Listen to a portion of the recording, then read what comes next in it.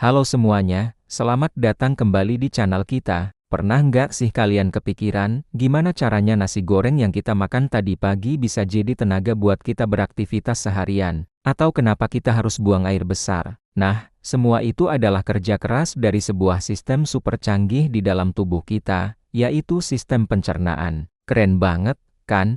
Hari ini, kita akan bongkar tuntas semua rahasianya, dari gigitan pertama sampai akhir perjalanannya. Siap untuk petualangan seru di dalam tubuh sendiri? Yuk, kita mulai. Pertama-tama, mari kita kenalan dulu sama para pemain utamanya. Sistem pencernaan kita ini kayak sebuah tim super yang terdiri dari banyak organ hebat.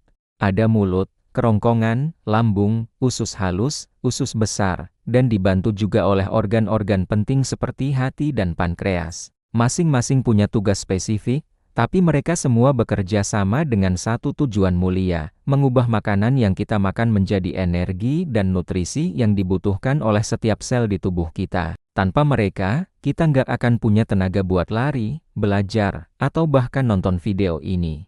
Jadi, mereka ini pahlawan tanpa tanda jasa di dalam tubuh kita. Perjalanan makanan dimulai di pintu gerbangnya, yaitu mulut. Begitu makanan masuk, gigi kita langsung beraksi, memotong dan menggiling makanan jadi potongan-potongan yang lebih kecil. Proses ini disebut pencernaan mekanis. Tapi bukan cuma itu, di saat yang bersamaan, kelenjar ludah kita memproduksi air liur. Air liur ini bukan cuma buat membasahi makanan biar gampang ditelan, loh. Di dalamnya ada enzim spesial bernama amilase, yang langsung memulai pencernaan kimiawi dengan memecah karbohidrat. Jadi, bahkan sebelum makanan kita telan, proses pencernaannya sudah dimulai. Hebat, kan? Setelah selesai dikunyah dan bercampur dengan air liur, makanan yang sudah menjadi gumpalan lembut bernama boles ini siap melanjutkan perjalanannya. Lewat mana? Lewat kerongkongan, atau nama kerennya esofagus. Kerongkongan ini seperti sebuah seluncuran berotot yang menghubungkan mulut dengan lambung. Otot-otot di dinding kerongkongan akan berkontraksi secara bergelombang. Gerakan ini disebut gerak peristaltik, untuk mendorong boles turun ke bawah.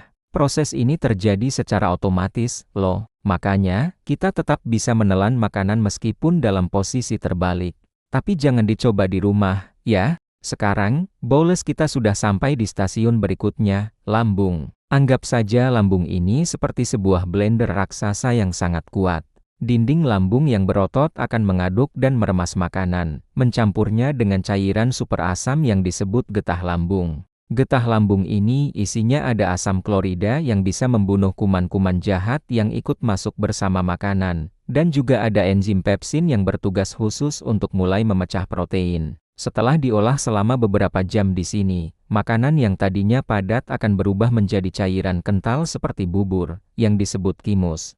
Setelah dari lambung, kimus yang asam ini akan masuk sedikit demi sedikit ke bagian selanjutnya yang super panjang, yaitu usus halus. Meskipun namanya halus, tugasnya luar biasa besar. Usus halus ini panjangnya bisa sampai 6 meter, loh. Disinilah puncak dari proses pencernaan dan penyerapan nutrisi terjadi. Begitu kimus masuk, pankreas dan hati langsung ikut membantu. Pankreas akan mengeluarkan berbagai macam enzim untuk mencerna karbohidrat, protein, dan lemak.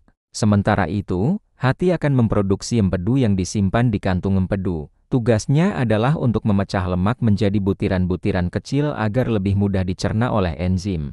Jadi, di dalam usus halus, semua nutrisi mulai dari glukosa, asam amino, asam lemak, vitamin, hingga mineral akan dipecah sampai ke bentuk paling sederhana. Dinding bagian dalam usus halus ini nggak rata, tapi dipenuhi jutaan tonjolan kecil seperti jari yang disebut vili. Vili ini gunanya untuk memperluas permukaan penyerapan, sehingga semua nutrisi tadi bisa dengan efisien diserap masuk ke dalam aliran darah. Dari aliran darah inilah, nutrisi akan diedarkan ke seluruh tubuh, memberikan energi dan bahan baku untuk pertumbuhan serta perbaikan sel-sel kita. Luar biasa, ya, prosesnya. Setelah semua nutrisi penting diserap di usus halus, lalu apa yang terjadi dengan sisa-sisanya? Nah, sisa-sisa makanan yang tidak bisa dicerna, seperti serat, akan melanjutkan perjalanan ke stasiun terakhir, yaitu usus besar. Usus besar ini tugasnya nggak kalah penting. Fungsi utamanya adalah menyerap kembali air dari sisa makanan tadi,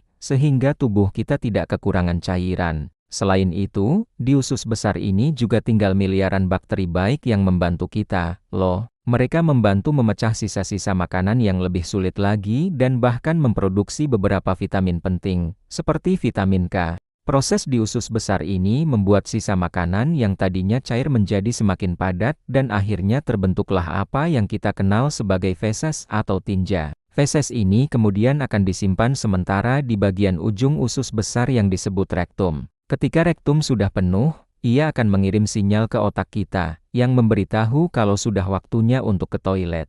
Dan akhirnya, sisa-sisa perjalanan panjang makanan tadi dikeluarkan dari tubuh kita melalui anus. Proses yang sangat teratur dan efisien, kan? Jadi, begitulah perjalanan luar biasa makanan di dalam tubuh kita. Dari sebuah gigitan sederhana, menjadi energi yang membuat kita hidup, hingga akhirnya sisanya dibuang. Seluruh proses ini, dari mulut hingga anus, adalah sebuah simfoni yang indah dan kompleks yang dilakukan oleh sistem pencernaan kita setiap hari tanpa kita sadari. Menjaga kesehatan sistem pencernaan itu penting banget, loh. Caranya gampang, cukup dengan makan makanan yang seimbang, kaya serat seperti sayur dan buah, minum air yang cukup, dan rajin berolahraga. Dengan begitu, para pahlawan di dalam perut kita ini bisa terus bekerja dengan optimal. Terima kasih banyak sudah menyimak petualangan kita hari ini menjelajahi sistem pencernaan. Semoga informasinya bermanfaat dan bikin kalian makin kagum sama tubuh sendiri. Ya,